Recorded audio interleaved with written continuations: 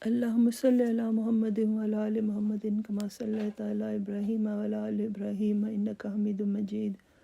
Allahumma barik ala Muhammadin wa ala ali Muhammadin kama barakta ala Ibrahim wa ala ali Ibrahim innaka Hamidum Majid. We continue with the series of the dars of Hadith, reading the Hadith and giving his dars. Imam Sahib says that he always thinks that our beloved Lord and Master, the Holy Prophet Sallallahu Alaihi Wasallam's glory was so exalted that he would remind and teach the companions even of the smallest things. Imam Sahib is saying that the reason why I say small matters is sometimes one reads them and one thinks that these are small and the minor matters and they should be easily understood. But at the time of the Holy Prophet ﷺ, and even now, sometimes it appears that in some gatherings it becomes important to teach people, to remind them of even small matters. And also the Holy Prophet ﷺ's own example was such that it was a lesson for people. So Imam Sahib is saying that this tradition, which has been reported by Wasla bin Khattab, he says that the Holy Prophet ﷺ was once seated in a gathering, and in his presence a man came.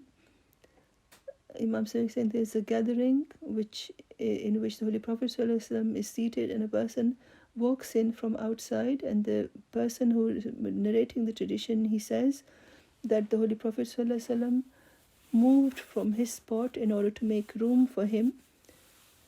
Imam Sahib is saying that when we hear this, it makes you feel very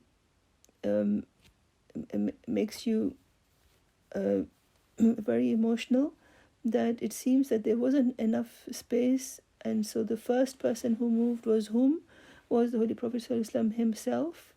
He moved in order to make space for him. That man said at this that the Holy Prophet ﷺ, that there is a lot of space, why are you troubling yourself? At this the Holy Prophet ﷺ said that, remember, I give the Islamic teachings and I act in according to it as well. It is the right of a Muslim that his brother should squeeze themselves for him, or himself for him, and give space to him.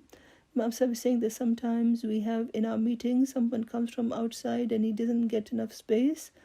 So if he remembers this tradition and he thinks of this example of the Holy Prophet ﷺ, that what did he do at such an occasion, then immediately the issue is resolved to think of the needs of others and to fulfill the needs of others and to try and create ease for other people. This is the Islamic teaching which we should learn, and the Holy Prophet ﷺ's example should be followed.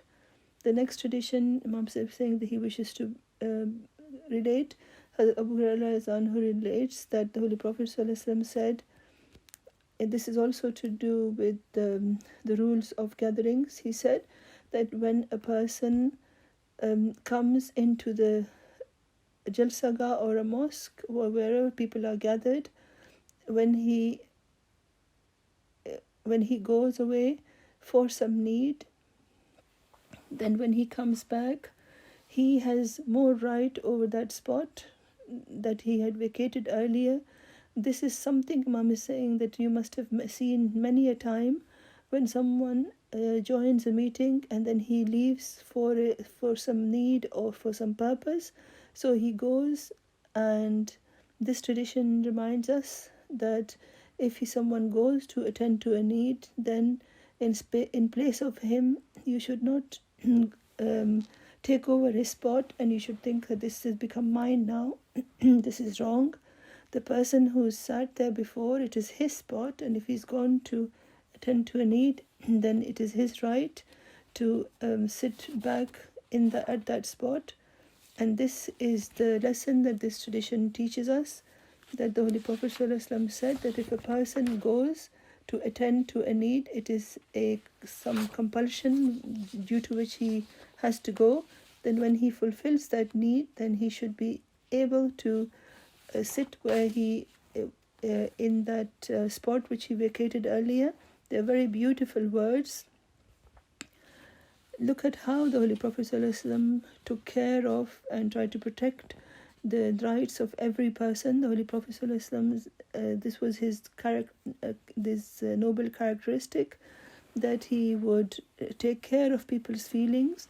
Obviously, his kindness and love for the companions was immense, but even outsiders who would come in, they would not be. They would also enjoy his amazing and generous personality. The next tradition says that once the Holy Prophet ﷺ, advising the companions, said that when there are 3 of you, then 2 of you should not whisper to each other. This is a very wise advice, that if you are sitting in a gathering or there are 3 people, then 2 of them should not quietly start talking to each other, and the third person will, even if he doesn't want to, but there will be a doubt, or a doubt in his mind will be created. He'll think that maybe something has been said against him, or something has been said which they don't want him to hear. So, or that it might have been something beneficial for him, but he hasn't been able to hear it. So a person who comes to a gathering, he should be able to listen to things which are said in an open manner in a gathering. So it says, so Imam Sahib says that when there are 3 of you, then two of them should not should not discuss anything in secret. If they have something to say, they should say it loudly, so the third person can also hear it, and so should the fourth person.